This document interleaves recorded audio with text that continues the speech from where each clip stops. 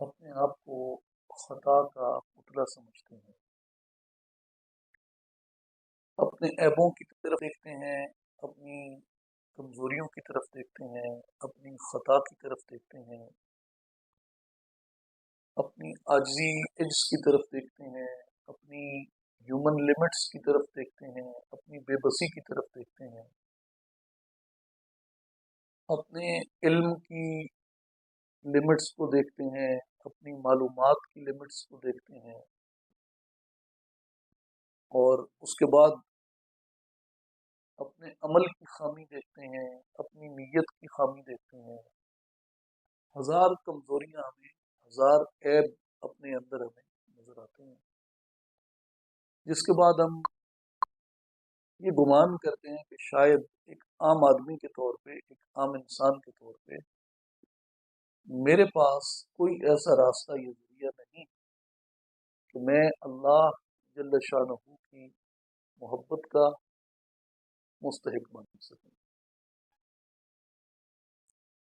اللہ تبارک و تعالیٰ قرآن مجید میں ہماری اس مایوسی کو، ہماری اس نا امیدی کو زائل فرماتے ہیں، اور اپنی رحمت کے ساتھ، اپنے فضل کے ساتھ ہمیں ایک راستہ عطا فرماتے ہیں کہ تمہارے عیب اپنی جگہ، تمہاری خامیاں اپنی جگہ، تمہاری کمزوریاں اپنی جگہ، لیکن پھر بھی تم اگر خود چاہو اور اس راستے کی طرف گامزن ہو جاؤ تو اللہ کی محبت کے مستحق ہو سکتے ہو، اور وہ راستہ ہے قل ان کنتم تحبون اللہ فاتبعونی یحببکم اللہ، کہ اے حبیب صلی اللہ علیہ وسلم آپ لوگوں کو یہ بیان فرما دیں کہ اگر تم یہ چاہتے ہو کہ اللہ تم سے محبت کرے، اگر تم یہ چاہتے ہو کہ اللہ تمہیں اپنے محبوب بندوں میں شامل کر لے، یحببکم اللہ، تو اس کی کنڈیشن یہ ہے کہ فاتبعونی، میری اتباع کرو۔ اگر تم میری اتباع کرو گے، میری پیروی کرو گے، قدم بقدم میرے نقش قدم پہ چلو گے، تو اللہ تبارک و تعالیٰ تمہارے عیبوں، تمہاری تقصیروں، تمہاری خطاؤں، تمہاری خامیوں اور کمزوریوں کے باوجود تمہیں اپنا محبوب بنا دے گا۔ اور یہ بات ہمیشہ ذہن میں رکھنی چاہیے کہ بندے کی ایک عام انسان کے طور پہ، خاص طور پہ لٹریچر اس چیز میں ہماری آنکھوں کو بہت دھندلاتا ہے، اور وہ چاہے ہمارا اورینٹل لٹریچر ہو یا انگلش لٹریچر ہو، اسپیشلی جنرلی کوئی بھی یورپین لٹریچر ہو، اس میں جو کانسیپٹ ہے لو کا وہ بالکل ڈفرینٹ ہے۔ یعنی رومانٹسزم کی جو موومنٹ ہے لٹریچر میں، اسے آپ دیکھیں اس میں، اور پھر ماڈرن جو اسپیشلی پوسٹ ففٹیز جو سینما ڈیولپ ہوا، اس نے جس طریقے سے مختلف ٹرمنالوجیز کی جو میننگ تھی اس کو جس طریقے سے اس نے ڈسٹارٹ کیا ہے، وہ بڑی ڈسٹربنگ ہے، اور اس نے بہت حد تک جو بھی پاپولیشن اس کو دیکھتی ہے یا اس لٹریچر کو جو رومانٹسزم کی موومنٹ کے بعد وجود میں آیا اس کو جو پڑھتی ہے، وہ محبت کے بارے میں ہمیشہ کنفیوژن کا اور بہت ساری مس انڈرسٹینڈنگس کے شکار رہتے ہیں۔ محبت جو ہے بنیادی طور پہ یہ ایک ڈیوائن ایموشن ہے، اور محبت کے بارے میں یہ بیان کیا جاتا ہے کہ جیسے غالباً امام جامی رحمۃ اللہ علیہ کا قول ہے، آئی نو کہ today's generation they are more attached with the Arabic literature rather with the Persian literature, and especially living in this country. We know very little about the contribution of Persian literature in development of Muslim India, in giving tarbiyah and training to the Muslims of India for more than 7-8 centuries. So the Persian literature was very essential for our our national life, life of Ummah, especially in the Indo-Pak subcontinent. So still, it impacts a lot our thoughts, our behavior, our attitude, our beliefs, our fiqh, our aqidah, everything is so much influenced by the Persian literature. And but I'm afraid that majority of our youth living here in the Western countries, unfortunately, they are very little aware of that fact and the importance of that language. And actually, there are three languages those contributed a lot, especially towards Islamic literature and understanding. Of course, the first language was Arabic, and the second was Persian, and the third was Turkish. Even if you today go to take admission in MPhil degree program or PhD in religious studies, especially in Islamic studies in Oxford University or in the Cambridge or elsewhere, they demand you that if you have command over three of major Islamic languages or at least one of these, Arabic, Persian, and Turkish. So if you know one of them, you become eligible to get admission in the Oxford University in Islamic Studies program. What I'm trying to say is the Persian literature is very important in our civilizational life, especially in Indo-Pak subcontinent, in Anatolia, in Central Asia, in Turkey, in Russia, in China. تو امام جامی بہت ہی influential صوفی تھے، intellectual تھے، grammar پہ ان کا جو کام ہے، history پہ، تفسیر پہ، حدیث پہ، فقہ پہ، جنہیں یعنی عالم الکل کہتے تھے نا، ایک اصطلاح استعمال ہوتی تھی کہ ہی know every thing about Islam. وہ چند ایک جو نابغہ روزگار، جیسے ایجپٹ میں اگر آپ دیکھیں بدر الدین آئینی ہے یا حجر اسقلانی ہے، اس کیلیبر کے جو لوگ سینٹرل ایشیا میں پیدا ہوئے، امام جامی ان میں ایک بہت ہی لیڈنگ فگر ہیں. اور بہت مشکل کتابیں ہیں امام جامی کی، علماء جانتے ہیں انہیں پڑھنے کے لیے بھی آپ کو بہت محنت کی، لگن کی ضرورت ہوتی ہے، عام آدمی پڑھ نہیں سکتا.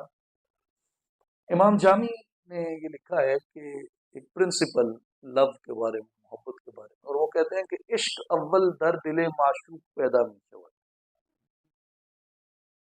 کہ اگر آپ عاشق ہیں اور آپ محبت کرتے ہیں تو آپ کو یہ معلوم ہونا چاہیے کہ یہ آپ نہیں ہیں جو محبت کو انیشیٹ کر رہے ہیں being a lover. According to Jami in its divine essence, love is not started by the lover, rather it is started by beloved. جو محبت ہے اس کی پہل عاشق نہیں کرتا، محبت کی پہل معشوق کرتا ہے اور محبت کی پہل محبوب کرتا ہے. تو یہ یاد رکھنے کی بات ہے کہ اللہ تبارک و تعالیٰ سے محبت کرنے میں اگر آپ اس اصول کو دیکھیں کہ اللہ تعالیٰ کی محبت جو ہے اس کے پہل کرنے میں بندہ پہل کرتا ہے یا مولا پہل کرتا ہے؟ پہل کس نے کی محبت کرنے؟ پہل اللہ کی طرف سے ہے محبت کرنے. میں اس کا محب ہوں، یہ درست ہے، مگر میرے محب ہونے سے پہلے وہ میرا محب ہے. تو اس معنی میں میرا اللہ جس کی میں عبادت کرتا ہوں وہ میرا محبوب بھی ہے، میرا محب بھی ہے. وہ میرا محبوب بھی ہے اور میرا محب بھی ہے، کیونکہ اگر وہ مجھ سے محبت نہ کرے، مجھے اس کی خبر ہی نہ ہو کہ وہ موجود ہے یا نہیں. اگر وہ مجھ سے محبت نہ کرے، میری زمین کے اوپر ایگزسٹنس ممکن ہی نہیں. اگر میں زمین پہ ایگزسٹ کرتا ہوں، اگر میں زمین پہ موجود ہوں، میں اس پہ پیدا ہوتا ہوں، اس پلانٹ پہ زندگی بسر کرتا ہوں، سارے سائنس اس کی پوری ڈیٹیل آپ کو میں امیجنری بھی عرض کر سکتا ہوں اور آپ سبھی جانتے ہیں کہ زمین پہ میری ایگزسٹنس ممکن ہی نہیں ہے اگر میرا اللہ مجھ سے محبت نہ کرتا ہو. میں ایک ایک سانس لیتا ہوں اس وجہ سے لیتا ہوں کہ وہ مجھ سے محبت کرتا ہے. تو میں جب اس سے محبت کرتا ہوں تو محبت کرنے میں پہل نہیں کرتا، وہ پہل کرتا ہے. اور یہی حالت جو ہے وہ نبی کریم رؤوف الرحیم محمد مصطفیٰ احمد مجتبیٰ صلی اللہ علیہ وآلہ وسلم کی محبت کی ہے کہ رسول اللہ صلی اللہ علیہ وسلم سے جب ہم محبت کرتے ہیں، ہم محبت کرنے میں پہل نہیں کرتے، ہم سے پہلے نبی کریم صلی اللہ علیہ وآلہ وسلم نے ہم سے محبت کی ہے۔ حضور ہم سے محبت کرتے ہیں۔ مشکات شریف کی ایک حدیث ہے، رسول اللہ صلی اللہ علیہ وآلہ وسلم نے اپنے صحابہ کرام رضوان اللہ علیہم اجمعین کو فرمایا کہ ایمان کے اعتبار سے سب سے افضل کون لوگ، ایمان کے اعتبار سے سب سے افضل کون لوگ ہیں؟ تو صحابہ نے عرض کی یا رسول اللہ انبیاء۔ حضور نے فرمایا وہ کیوں ایمان میں افضل نہیں ہوں گے جبکہ ان کے اوپر وہی نازل ہوئی؟ وہ تو ایمان میں افضل ہیں، لیکن ایسا ایمان جو عجیب ہے کہ یہ لوگ اپنے ایمان میں اتنے اعلیٰ کیسے ہو گئے، جن کا ایمان تمہارے سامنے حیرت کو لے کے آئے، تمہیں سرپرائز کر دے، ایسا ایمان۔ تو انہوں نے عرض کیا یا رسول اللہ انبیاء کا ایمان۔ حضور نے فرمایا ان کے ایمان میں تمہیں کیا تعجب ہے، ان کے ایمان پہ کیوں سرپرائز دو گے تم جبکہ ان کے اوپر وہی نازل ہوتی۔ پھر صحابہ کرام نے عرض کی یا رسول اللہ فرشتوں کا ایمان۔ حضور نے فرمایا فرشتوں کے ایمان سے تم کیسے سرپرائز ہو گے جبکہ وہ ہر وقت اللہ کی بارگاہ میں، وہ انوار میں ہیں، وہ پاک ہیں، اللہ نے ان کو ہر نجاست سے آلائش سے دور رکھا ہے، ان کا پیکر پاکیوں کے اندر رہتا ہے، ان کے ایمان پہ تم سرپرائز کیوں ہوتے ہو؟ پھر صحابہ کرام نے عرض کیا یا رسول اللہ پھر ہمارا ایمان۔ حضور علیہ الصلوۃ والسلام نے فرمایا تمہارے ایمان میں کیا عجب ہے جبکہ میں تمہارے درمیان موجود ہوں، تم وحی کو آتے دیکھتے ہو، احکام کو اترتے دیکھتے ہو، اللہ کی مدد نصرت تائید کو آتے ہوئے دیکھتے ہو، احکام کو پورا ہوتے ہوئے دیکھتے ہو، بشارتوں کو پورا ہوتے ہوئے دیکھتے ہو، تمہارے ایمان میں کیا عجب ہے، کیا سرپرائز ہے؟ میں تمہارے درمیان موجود ہوں، تمہارے ایمان کے لیے یہ کافی ہے۔ پھر صحابہ کرام نے عرض کیا یا رسول اللہ آپ ارشاد فرمائیں کس کا ایمان سرپرائزنگ ہے؟ حضور علیہ الصلوۃ والسلام نے فرمایا وہ لوگ جو میرے بعد آئیں گے انہوں نے تمہیں نہیں دیکھا ہوگا اور مجھے بھی نہیں دیکھا ہوگا مگر وہ میرے اوپر ایسے ایمان لائیں گے کہ جس طرح ایمان لانے کا حق ہوتا ہے، اور ان کے لیے حضور علیہ الصلوۃ والسلام نے فرمایا مبارک ہے اس کو، مبارک ہے اس کو جس نے مجھے دیکھا اور مجھ پہ ایمان لایا، اور 7 مبارکیں ہیں اس کو جس نے مجھے نہیں دیکھا اور مجھ پہ ایمان لایا۔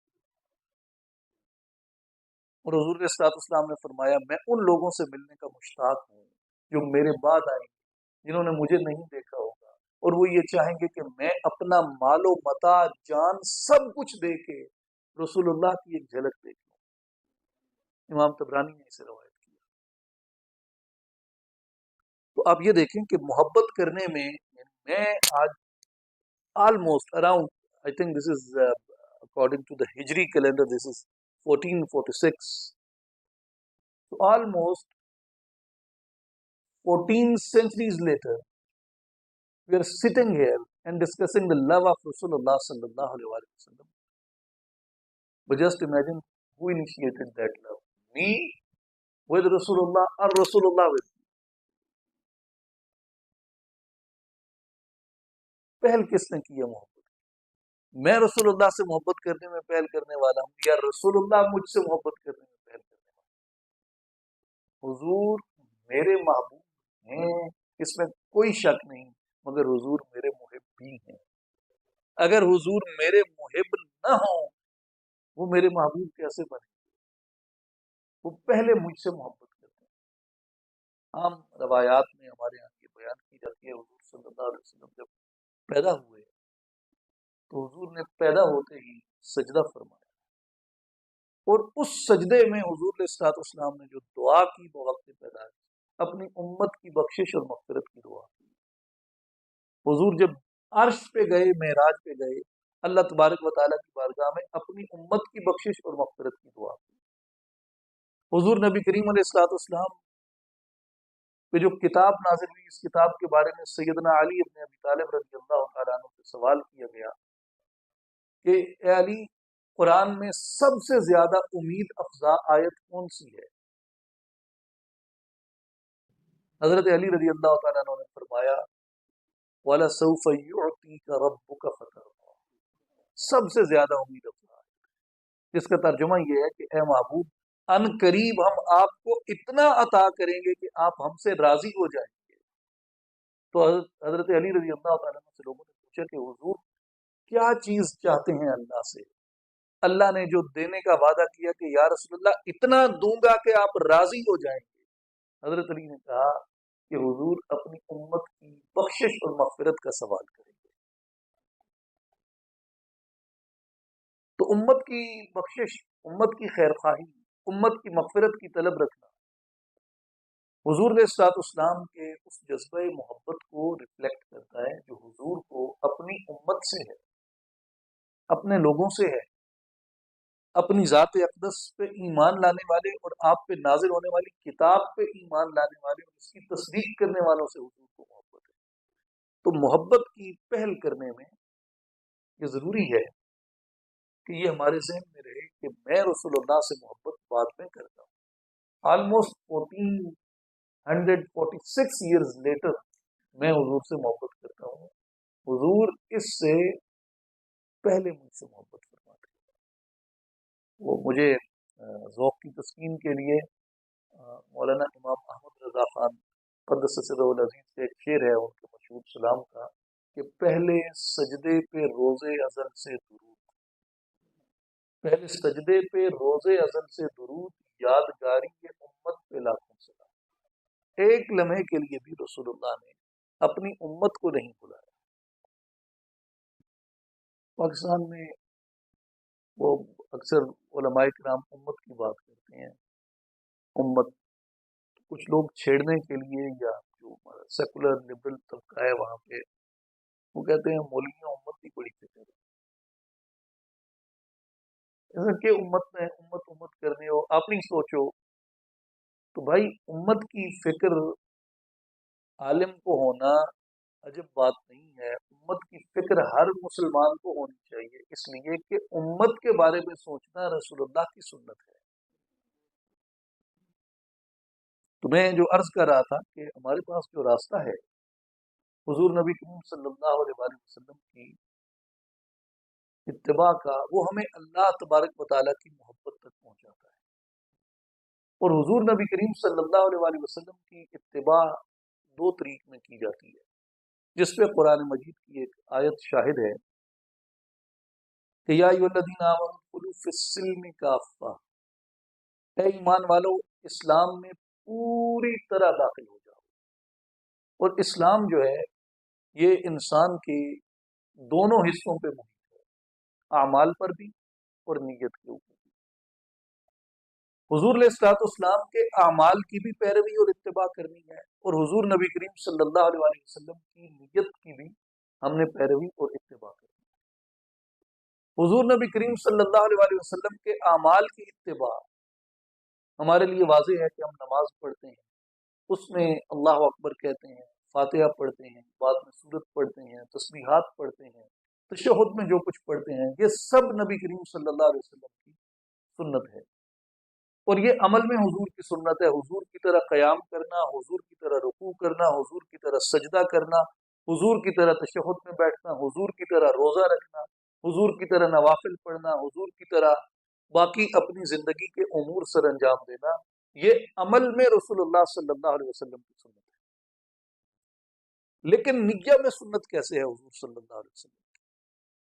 جو نیت ہے بنیادی طور پہ یہ ڈیفائن کرتی ہے آپ کے آبجیکٹو کو کہ کوئی بھی کام کرنے کے لیے آپ کی نیت کیا ہے، اور قرآن کریم حضور نبی کریم صلی اللہ علیہ وآلہ وسلم کی جو انٹینشن ہے کسی بھی عمل کے لیے اسے واضح طور پہ بیان کرتا ہے کہ حضور کی انٹینشن کیا ہے، حضور کی نیت کیا ہے۔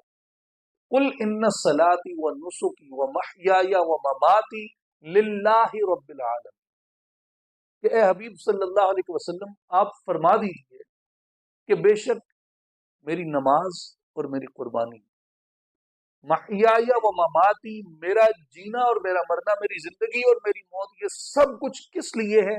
اللہ رب العالمین کے لیے۔ تو حضور علیہ الصلوۃ والسلام کا جو آبجیکٹو ہے کسی بھی عمل کے سر انجام فرمانے کا، وہ آبجیکٹو اللہ کی ذات ہے، وہ آبجیکٹو اللہ کی ذات ہے۔ اور یہ یاد رکھیں کہ مومن کے عمل کا جو انعام ہے وہ جنہ ہے، وہ ہیون ہے، وہ پیلسز ہیں، وہ تمام انعامات ہیں جن کو اللہ تبارک و تعالیٰ نے قرآن مجید میں بیان کیا، اور نبی کریم علیہ الصلوۃ والسلام کی صحیح احادیث سے جو معلوم ہوتے ہیں، وہ تمام انعامات آخرت کے اندر موجود ہیں۔ لیکن عبادت کا آبجیکٹو یہ نہیں ہے کہ میں ان انعامات کے حصول کے لیے عبادت کر رہا ہوں، عبادت کا آبجیکٹو یہ ہے کہ میرا اللہ اس لائق ہے کہ اس کی عبادت کی جائے۔ اگر وہ مجھے ان انعامات سے نہ نوازے تو کیا میں اس کی عبادت ترک کر دوں گا؟ جبکہ میرا مقصد تخلیق یہ اللہ نے قرآن میں یہ بیان کیا ہے، وَمَا خَلَقْتُ الْجِنَّ وَالْإِنسَ إِلَّا لِيَعْبُدُونَ، میں نے جنوں اور انسانوں کو اپنی عبادت کے لیے پیدا کیا کہ یہ میرے لیے خالص ہو جائے۔ اس لیے جو اخلاص فی اللہ ہے، اس سے کیا مراد ہے؟ اخلاص فی اللہ سے مراد یہی ہوتا ہے کہ اپنی نیت کو اتنا پیور کر لینا، اتنا پیوریفائی کر لینا کہ اللہ کے علاوہ نیت میں کوئی چیز باقی نہ رہ جائے۔ حضور نبی کریم صلی اللہ علیہ وسلم کے سجدے اور رکوع کے بارے میں ہم جانتے ہیں کہ حضور گریہ فرماتے تھے، مبارک آنکھوں سے آنسو برستے تھے۔ جتنے زاہدین ہیں، عابدین ہیں، اولیاء ہیں، صحابہ ہیں رضی اللہ عنہم اجمعین رحمۃ اللہ علیہ اجمعین، یہ تمام لوگ گریہ وزاری کرتے تھے۔ اس کی وجہ کیا ہے؟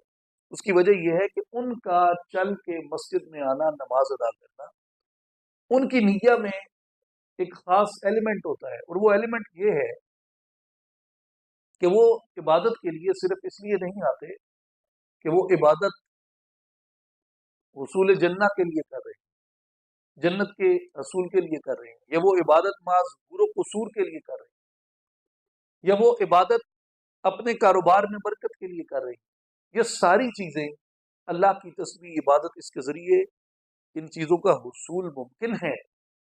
نماز کے ذریعے رزق میں برکت آتی ہے، اور قرآن یہ بتاتا ہے کہ جو اللہ کے ذکر کو بھول جاتا ہے اس کی روزی تنگ کر دی جاتی ہے۔ تو یہ درست ہے کہ نماز کے ذریعے، عبادت کے ذریعے، ذکر کے ذریعے زندگی میں برکت ہے، رزق میں برکت ہے، دنیاوی معاملات میں برکت ہے، یہ بالکل بجا ہے۔ لیکن کیا میری عبادت کا آبجیکٹو یہیں تک محدود ہے، یا میں نے اپنی عبادت کو اس سے عظیم تر، اس سے بلند تر، اس سے بیونڈ کسی آبجیکٹو کے لیے کرنا ہے؟ تو وہ آبجیکٹو جو رسول اللہ کی نیہ کے اندر شامل ہے، حضور کی انٹینشن میں شامل ہے، وہ سوائے اللہ کی ذات کے کوئی اور چیز نہیں۔ اس لیے قرآن مجید یہ بیان کرتا ہے کہ افرأیت من اتخذ الہہ ہوا، کیا ایسے شخص کو نہیں دیکھا تم نے جس نے اپنے نفس کی خواہش کو اپنا الہ بنا لیا، اپنا معبود بنا لیا؟ تو ہر وہ چیز جو ما سوی اللہ ہے آپ کے دل میں ہے، جو غیر اللہ ہے، وہ آپ کے اور آپ کے مولا کے درمیان حائل ہے۔ اس کو ہٹانا اور اس سے آگے جانا، یہ آپ کی نیت کا امتحان ہوتا ہے۔ تو اگر آپ یہ چاہتے ہیں کہ اللہ آپ کو اپنے ان محبوب بندوں میں شامل کر دے، تو اس کے لیے طریقہ کیا ہے؟ فَاتَّبِعُونِی، رسول اللہ کی اتباع کرنا۔ کیسے اتباع کرنا؟ ادخلوا فی السلم کافہ، پوری طرح اسلام میں داخل ہونا، عمل کے ساتھ اور نیت کے ساتھ۔ تو حضور علیہ الصلوۃ والسلام کی اتباع کرنی ہے عمل میں، اور حضور علیہ الصلوۃ والسلام کی اتباع کرنی ہے نیت میں۔ تو یہ حضور علیہ الصلوۃ والسلام سے محبت کا یہ تقاضا ہے کہ امتی اپنے آپ کو صرف اللہ کے لیے خالص کر دے۔ اور جتنا بھی آئی ایم ناٹ شیور کہ how much our youth here is aware of that doctrine which tells you the purification of niyyah and the purification of intention. What I'm afraid that majority of the scholars, especially here in the Western countries, normally they talk about our material gains, our material life, our material objectives, and sometime I think that maybe they are missing that instrumental link, that fundamental link with our that divine nature, with the purpose of our life. And the purpose of our life is connecting ourselves with that noor, with that illumination, जिसे इरफान कहा सूफिया ने, जिसे उन्होंने अपने अंदर की जिंदगी कहा, अपने अंदर से उसकी तलाश कहा।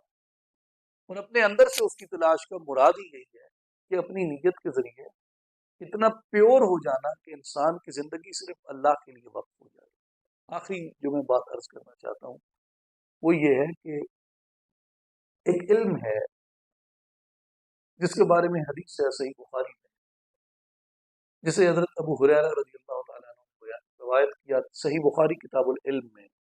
हजरत अबू हुरैरा फरमाते हैं, हफ़िज़्तु विआअैन मिन रसूलिल्लाह सल्लल्लाहु अलैहि वसल्लम,